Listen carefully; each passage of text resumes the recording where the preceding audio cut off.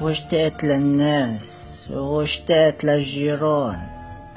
بطلت تشوف حدا، ولا حدا يقعد مع حدا، ولا حدا يرحب بحدا.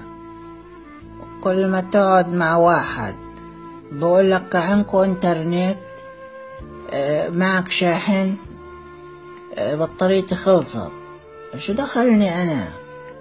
وقعد يقولك احضر هاي وشوف هاي، وليك هذا كيف قتلوه، وليك هذا كيف سلخوه. وعمي من شان الله حلو عني، انا اللي فيني مكفيني، شو بدي بهاي الشغلات احضرها؟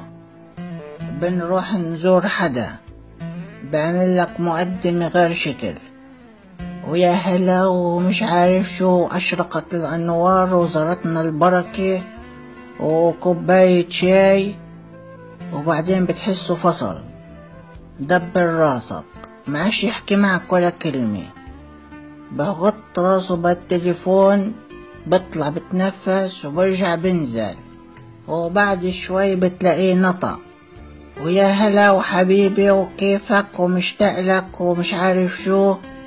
بتيجي بدك ترد عليه بصير يعمل لك هيك، استنى شوي، استنى شو، استنى شوي، بقولك عم بسلم على حسن على الوسط اب، بسلم عليك. عم بتسلم لي يا حسن؟ ما إلي ساعة من هو حدك، اسلم علي انا بالاول.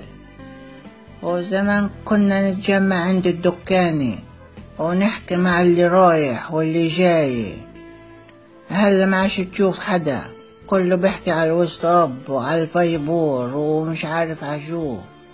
الناس نسيت وجوه بعضها، وبطلت تعرف مين جارك، وإذا طلع عمره أو حج جارك. وبطلنا نشرب مية زمزم، ولا حدا يقولك عقبالك. وصارت التهاني على الفيسبوك وعلى الواتساب، والخطبة على الفيسبوك، والعرس على الفيسبوك، والخلفة على الفيسبوك، وحتى الأجر صار على الفيسبوك، والمشاكل كمان صارت على الفيسبوك. وأم حسن غادرت المجموعة، وأم يوسف سحبت لايكاتها، وحتى الإحساس صار على الفيسبوك.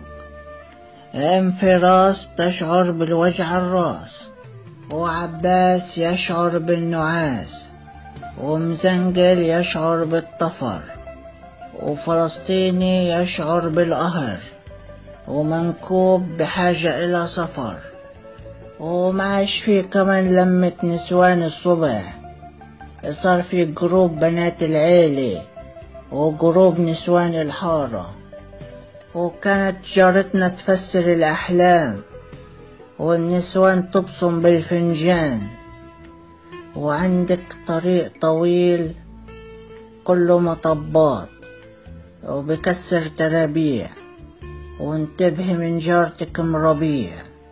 والنسوان تفقع من الضحك، وهلأ صارت القهوة تنشرب على الوسط اب، والأحلام تفسرها جوجل. وكانت جارتنا بس تطبخ تبعتلنا صحن وتقولنا مش من قيمتكو. هلا صارت تصوروا وتنزلوا على الفيسبوك وتقول تفضلوا، الله يزيد فضلك.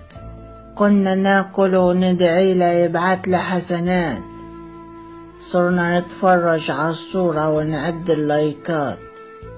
كان الواحد إذا غاب الكل بيسأل عنه، بالبيت وحد الدكاني وعلى السطح وحد العمود، الحارة كلها تهكى لهمه. صار الواحد يخاف ينزل اونلاين عشان ما حدا يكتبله. حلو التطور والتواصل مع البعيد، بس ما تنسى اللي حدك واللي منك قريب. وين راحت هديك الأيام ومين اللي أخدها؟